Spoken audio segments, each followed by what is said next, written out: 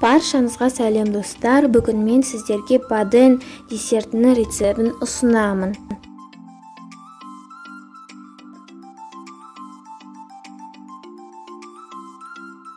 Слоеный қамырымызды жайып, кесіп, қызып тұрған пешке 20 минут пісіріп аламыз. Табамызды отқа қойып, жұмыртқаның сарысын, қантты, ұнды, сүтті құйып, дәл видеодағыдай етіп араластырып, бөлме температурасындағы майды үстіне салып, бір келкі етіп араластырамыз. Дайын болған массамызға творожный сырды салып араластырамыз.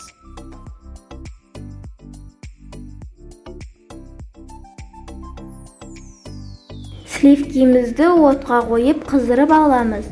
Қайнатпаймыз. Содан кейін шоколадтарымызды салып араластырамыз. Дәл видеодағыдай жасап, холодильникке 1-2 сағат қойып қоямыз.